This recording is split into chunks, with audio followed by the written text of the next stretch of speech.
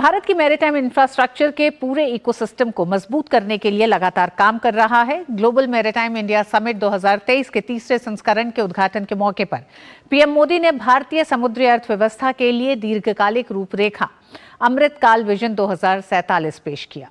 ये ब्लूप्रिंट बंदरगाह सुविधाओं को बढ़ाने, टिकाऊ प्रथाओं को बढ़ावा देने और अंतर्राष्ट्रीय सहयोग को और सुविधाजनक बनाने के उद्देश्य से रणनीतिक पहल है। हम एक ऐसे भविष्य की ओर से बढ़ रहे हैं जहां ब्लू इकोनॉमी ग्रीन प्लेनेट बनने का माध्यम होगी। मौका था ग्लोबल मैरीटाइम इंडिया समिट 2023 के तीसरे संस्करण का, जिसका प्रधानमंत्री ने मंगलवार को वीडियो कॉन्फ्रेंसिंग के माध्यम से मुंबई में उद्घाटन किया। इस अवसर पर प्रधानमंत्री ने कहा कि ऐतिहासिक भारत मध्य पूर्व यूरोप आर्थिक गलियारा क्षेत्रीय और वैश्विक व्यापार में क्रांति लाएगा। उन्होंने कहा कि G20 नेताओं के शिखर सम्मेलन में आर्थिक गलियारे के संबंध में निर्णय भारत की पहल के कारण लिया गया। उन्होंने कहा कि जैसे अतीत के सिल्क रूट ने कई देशों की अर्थव्यवस्था बदल दी, वैसे ही ये गलियारा भी वैश्विक व्यापार की तस्वीर बदल देगा। G20 समिट के दौरान India, middle east, Europe economic corridor पर ऐतिहासिक सहमति बनी है। अब ये ऐतिहासिक कॉरिडोर भी रीजनल और ग्लोबल ट्रेड की तस्वीर बदल देगा। प्रधानमंत्री ने कहा कि सरकार का समृद्धि के लिए बंदरगाह और प्रगति के लिए बंदरगाह का विजन जमीनी स्तर पर क्रांतिकारी बदलाव ला रहा है। उन्होंने कहा कि उत्पादकता के लिए बंदरगाह के मंत्र को भी प्रोत्साहित किया जा रहा है। पोर्ट्स फॉर प्रॉस्पेरिटी और पोर्ट्स फॉर प्रोग्रेस का हमारा विजन धरातल पर लगातार बदलाव ला रहा है।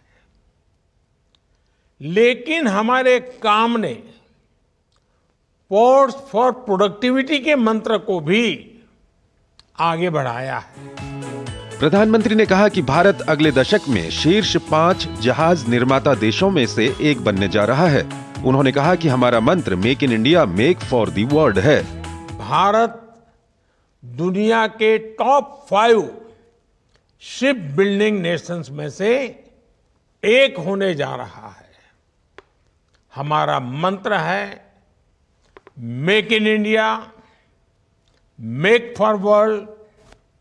मैरीटाइम क्लस्टर्स के विकास के जरिए हम शिप बिल्डिंग स्टेक होल्डर्स को एक साथ लाने के इंटीग्रेटेड अप्रोच पर काम कर रहे हैं। प्रधानमंत्री ने भारत में समुद्री पर्यटन को बढ़ावा देने के लिए दुनिया की सबसे लंबी नदी क्रूज सेवा का उल्लेख किया। उन्होंने कहा कि भारत अपने अत्याधुनिक बुनियादी ढांचे की बदौलत वैश्विक क्रूज केंद्र बनने की ओर अग्रसर है। हमने विश्व की सबसे बड़ी रिवर क्रूज सर्विस की शुरुआत भी की है। भारत अपने अलग अलग पोर्ट्स पर इससे जुड़े कई प्रोजेक्ट्स पर काम कर रहा है। भारत अपने state of the art infrastructure के जरिए ग्लोबल क्रूज हब बनने की ओर कदम बढ़ा रहा है। प्रधानमंत्री ने 2021 में शिखर सम्मेलन को याद करते हुए कहा कि कैसे उस वक्त पूरी दुनिया कोविड महामारी की अनिश्चितताओं से जूझ रही थी। उन्होंने जोर देते हुए कहा कि आज एक नई विश्व व्यवस्था आकार ले रही है। बदलती विश्व व्यवस्था में प्रधानमंत्री ने विशेष तौर पर कहा कि दुनिया नई उम्मीदों के साथ भारत की ओर देख रही है। पूरा विश्व भारत की ओर नई आकांक्षाओं से देख रहा है। आर्थिक संकट से घिरी दुनिया में भारत की अर्थव्यवस्था लगातार मजबूत हो रही है। प्रधानमंत्री ने भारत में लगभग 5000 साल पुरानी विश्व धरोहर लोथल डॉकयार्ड का जिक्र किया और इसे नौवहन का पालना कहा। उन्होंने बताया कि इस विश्व धरोहर को संरक्षित करने के लिए मुंबई के पास लोथल में एक राष्ट्रीय समुद्री विरासत परिसर भी बनाया जा रहा है। प्रधानमंत्री ने भारतीय समुद्री नीली अर्थव्यवस्था के लिए दीर्घकालिक मूल योजना अमृतकाल विजन 2047 का भी अनावरण किया। इस भविष्यवादी योजना के अनुरूप प्रधानमंत्री ने 23,000 करोड़ रुपए से अधिक की परियोजनाओं का उद्घाटन, राष्ट्र को समर्पित और शिलान्यास किया।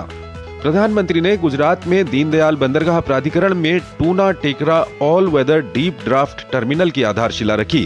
प्रधानमंत्री ने समुद्री क्षेत्र में वैश्विक और राष्ट्रीय भागीदारी के लिए 7 लाख करोड़ से अधिक के 300 से अधिक समझौता ज्ञापन भी समर्पित किए। मुंबई से योगेश शीतल के साथ ब्यूरो रिपोर्ट, डीडी न्यूज।